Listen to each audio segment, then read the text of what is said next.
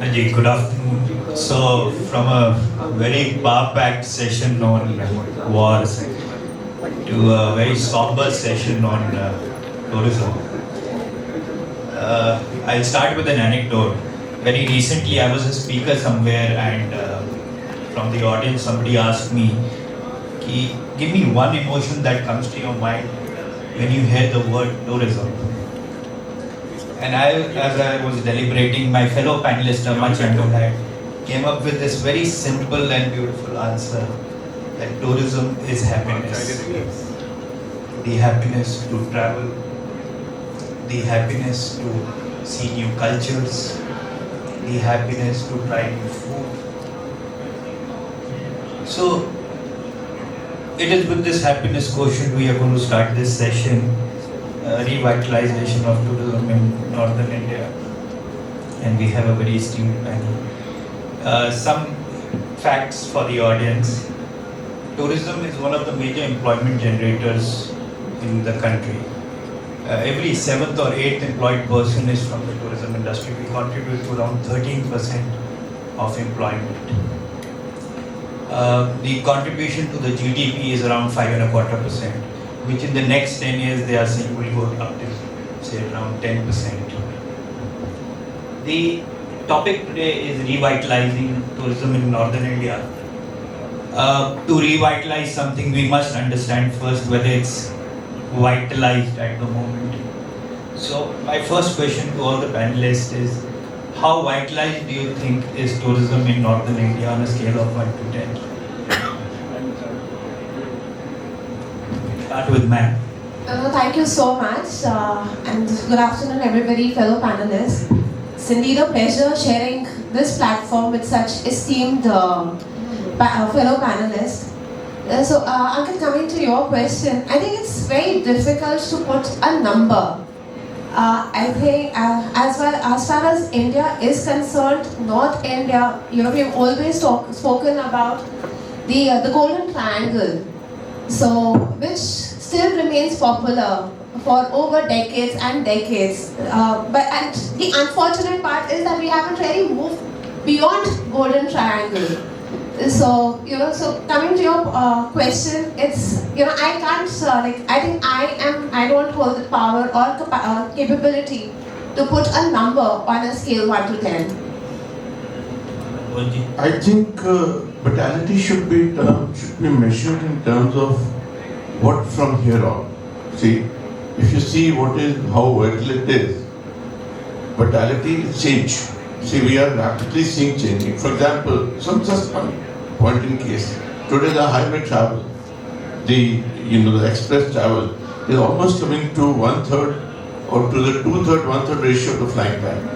So now the vitality has to be measured in how vital we think we can be rather than what we were.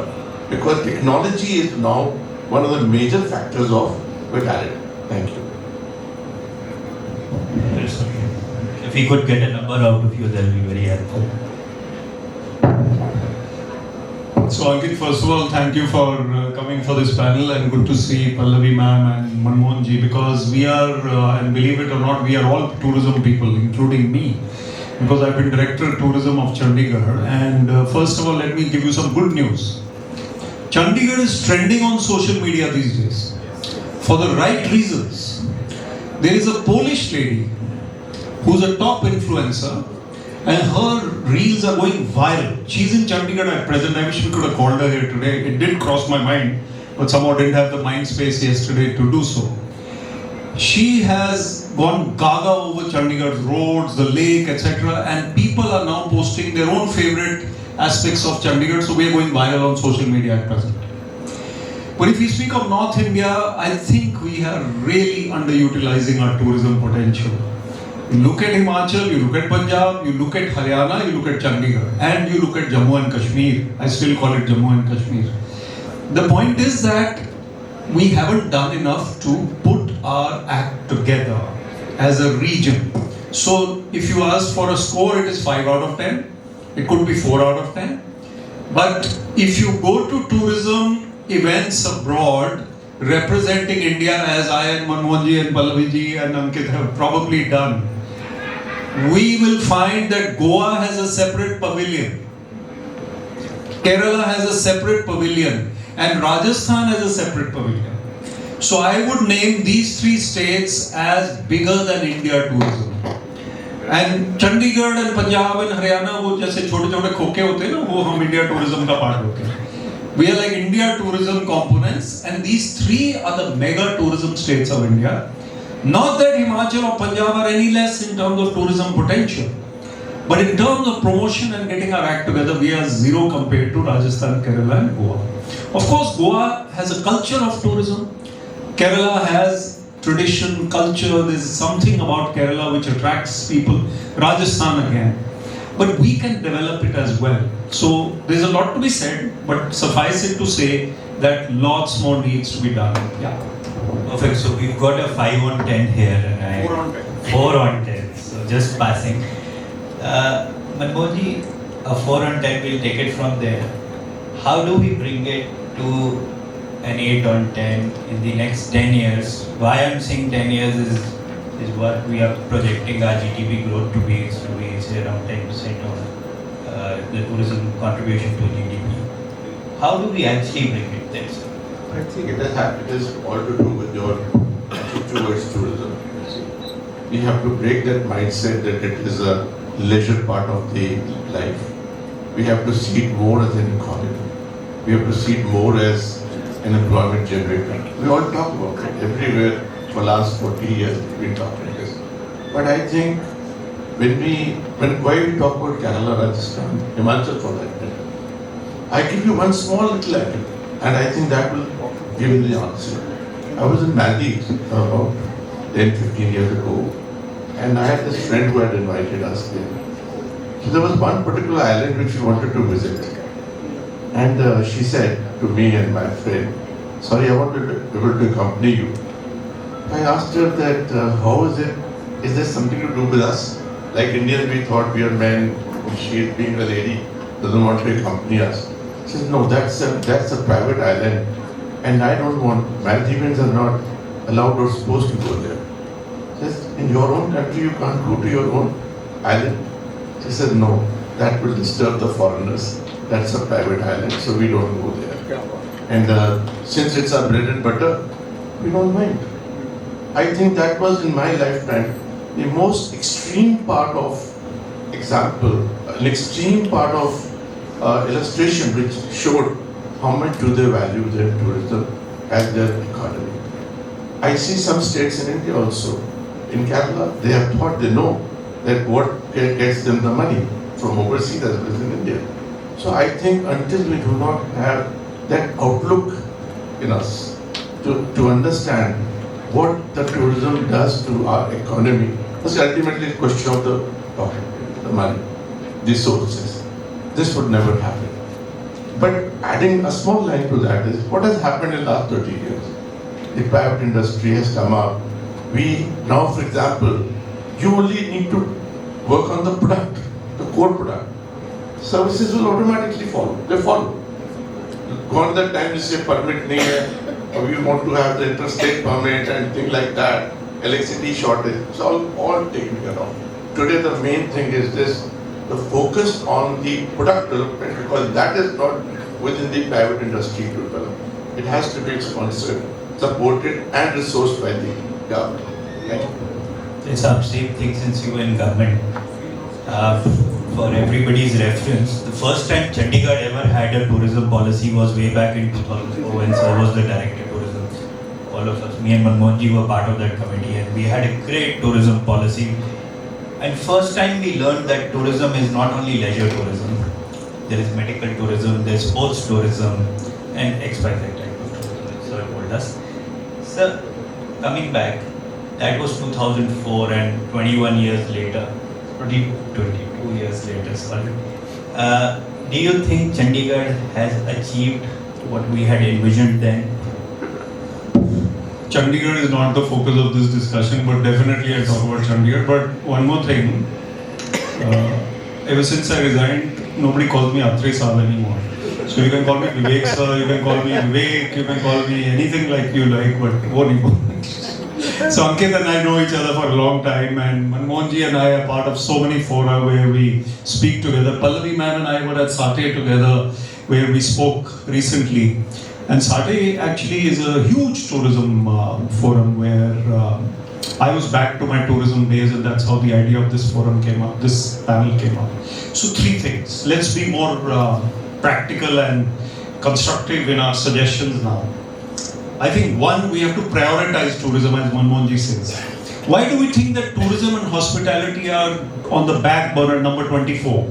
There is so much of employment potential in tourism. Even entertainment. We have a panel on podcasting coming up. I see so many youngsters getting employment in the studios, in digital promotion, in tourism as well. We should have a lot more effort to promote our North Indian states. Chandigarh is known as a kind of bureaucratic city, and we in tourism have always been trying to present it as something which is more of a destination than just a transit point to the Himalayas. So if you look at our pain point when I was director of tourism, we still didn't have enough bed nights. And in tourism, it might sound a bit funny, but bed nights are what matter. Tourism bed nights are what matter in tourism. If somebody has lunch at Pal Dhaba and goes to Manali, it doesn't count as tourism. Pal Dhaba's revenue will go up, but Chandigarh tourism does not prosper. So the number of foreign residents coming to Chandigarh and Indian tourism coming is not enough. North India, if you look at the 3 states, because the first point is promotion, Himachal is way below what it should be. Himachal's tourism potential is enormous. We have the former DGP of Himachal here, Mr. Sanjay Kundu, is going to be speaking later. Many Himachal people are here. My wife and my mother, I am from Haryana, but my mother was born in Nahan. My wife is from Himachal. I think Himachal has really sold itself. I think it's paradise on earth. We know it. And in the US, you will have this rocky mountain climb, and it's a silly kind of thing, and they charge $100 for it. They know how to sell their non-existent tourism as well. Here we have the works, and we don't do it. Punjab and Haryana, I mean, sorry to say, but we shouldn't criticize the government much. But I mean, the departments of tourism. In Chandigarh, the Department of Tourism used to think they have to promote only their Cinco. Who's going to promote the city?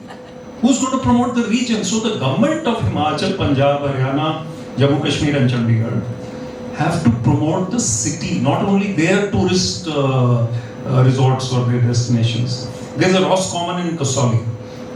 It has become beautiful compared to before. It is a tourism venture. But the Himachal government cannot only promote Roscommon. They have to promote the whole of the state.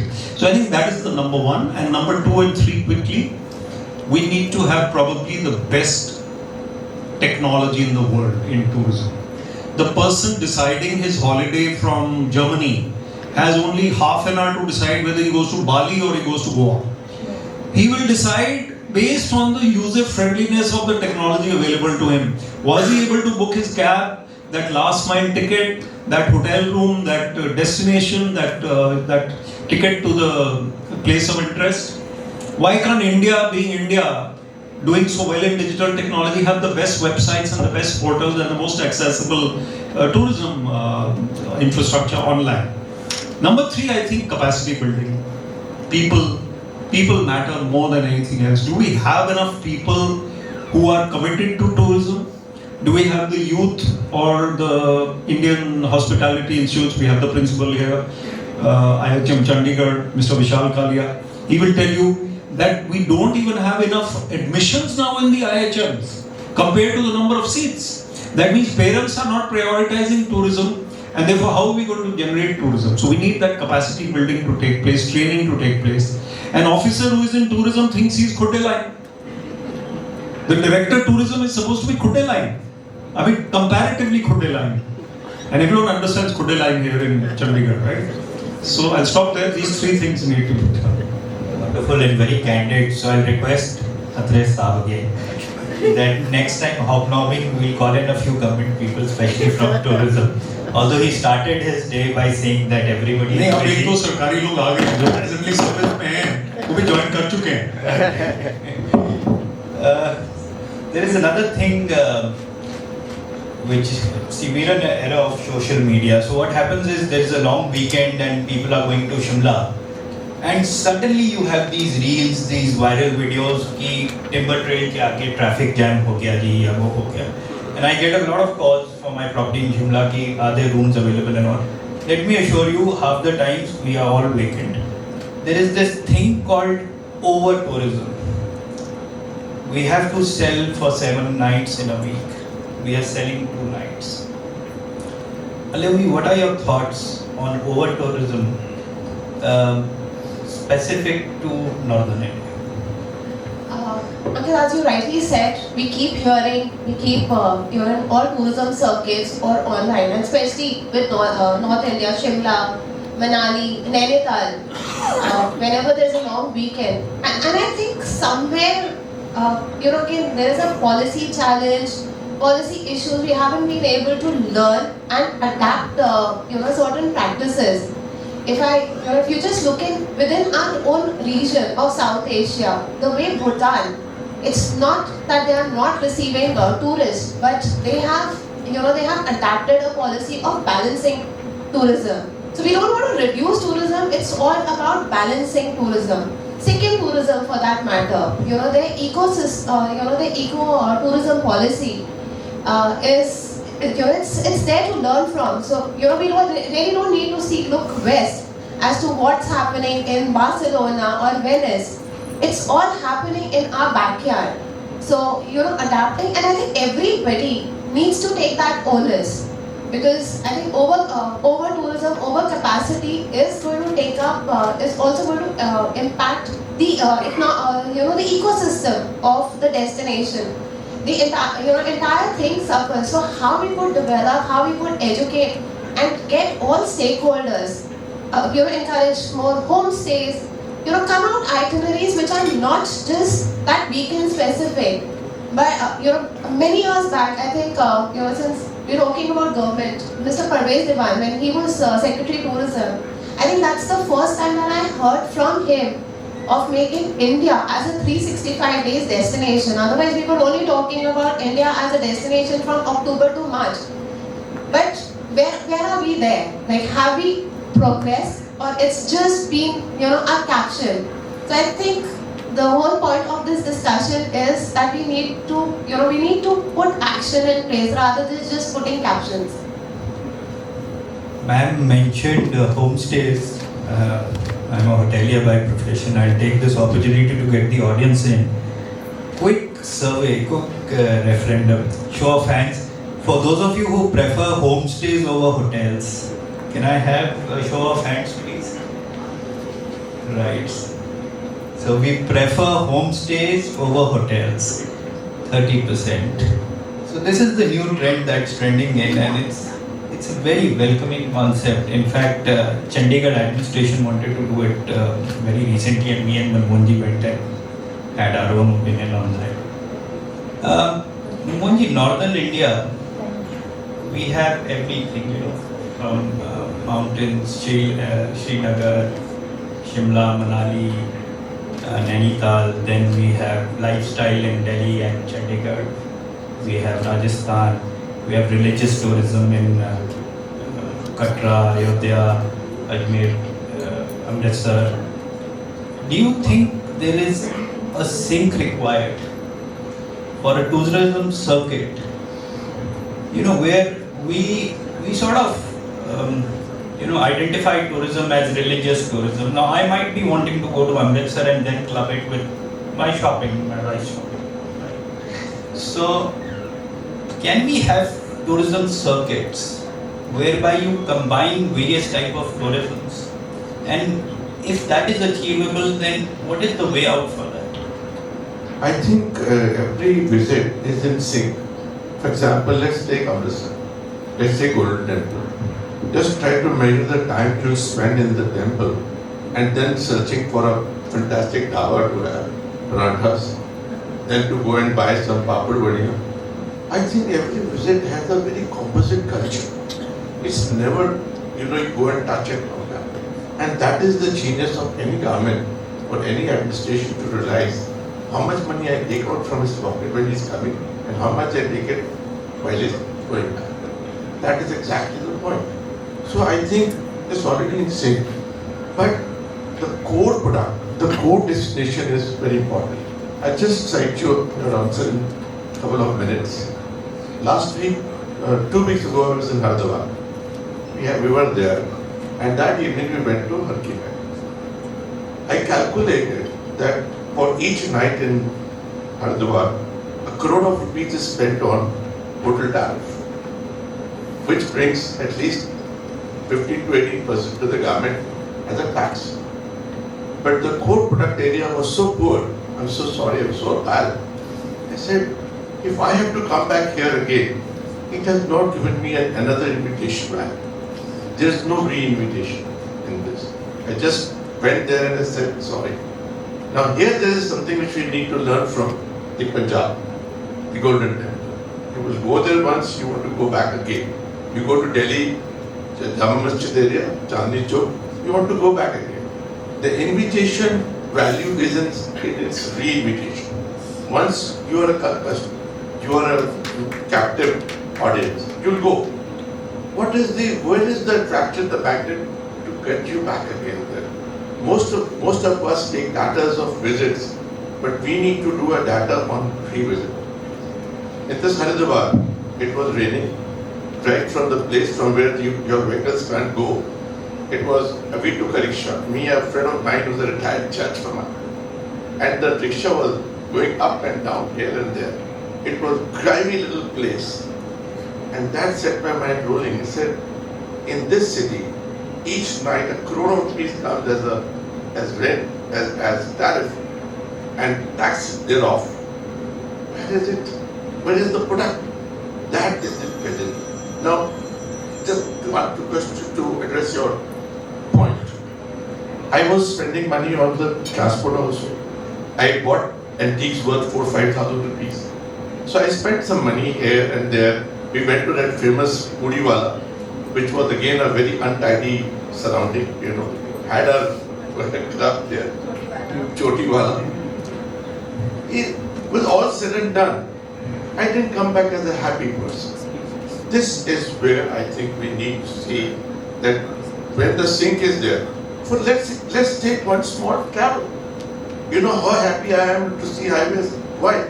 You board an aircraft and go from here to Jaipur. What do you spend on the way? Nothing. But if your highway is good, you travel from here to Jaipur.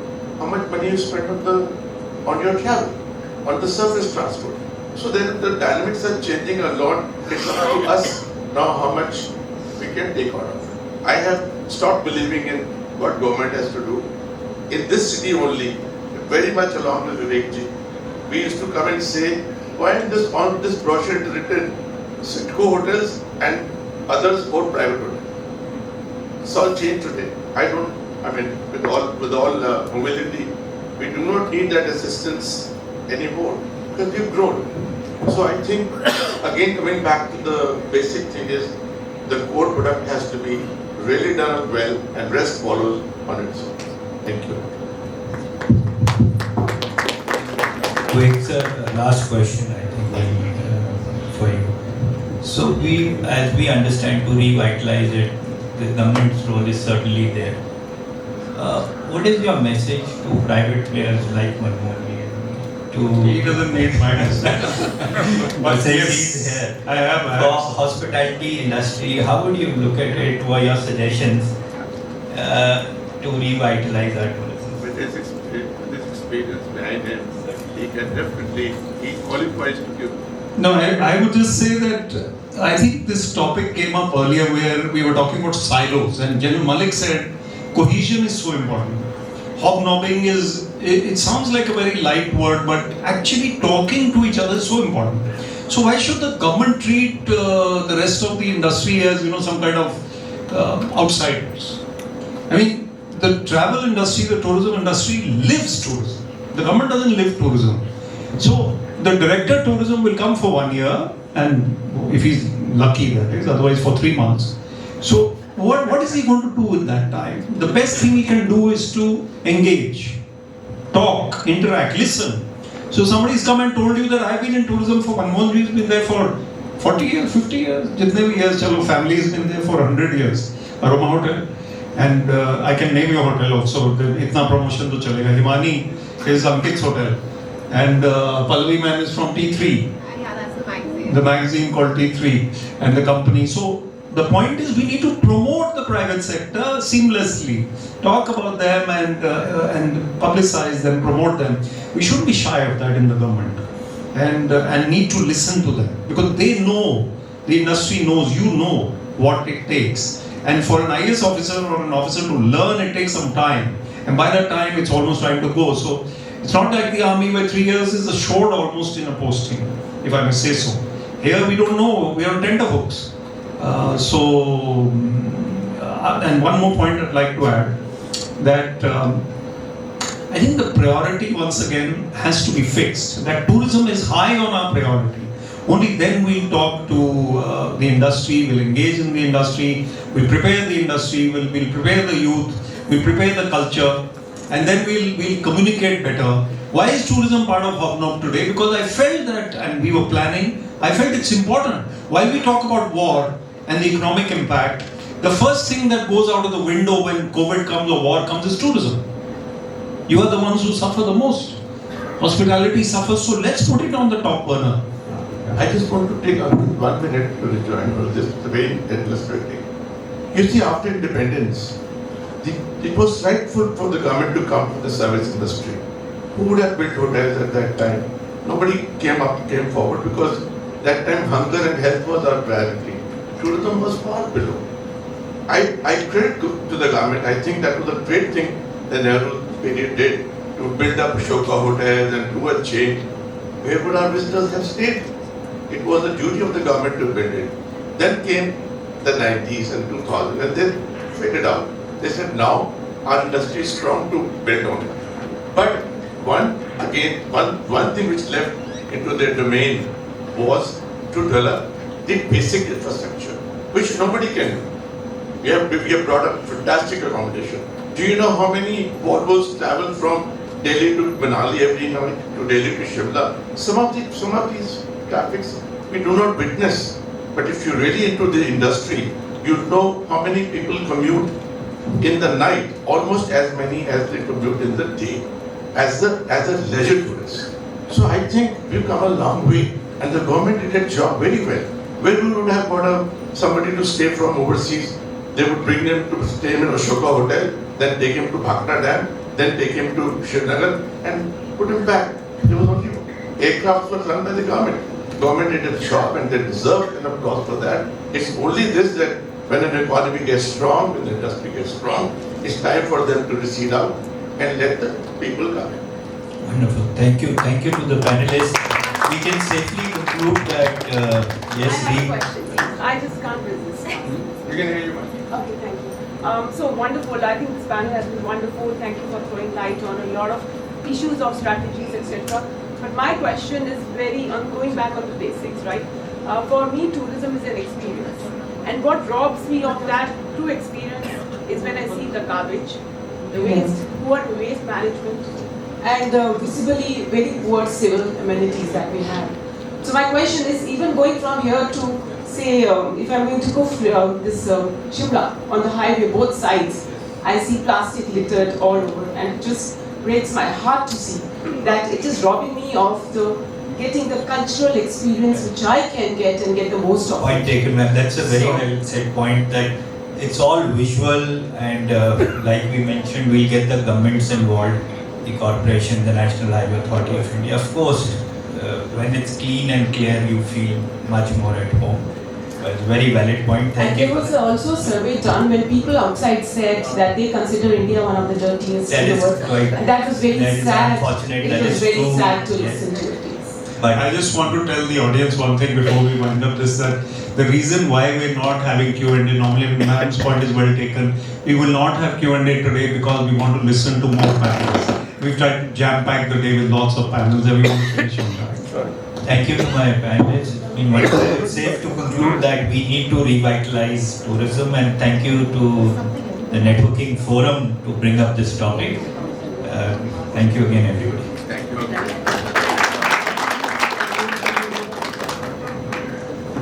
What a refreshing and truly engaging conversation this has been. So as a token of our gratitude and appreciation, I request Mr. Sanjay Kundu and the pride of Indian hockey, Mr. Hardik Singh, to kindly felicitate our esteemed panelists. We have with us the hockey Olympian, Mr. Hardik Singh. Please come on the stage.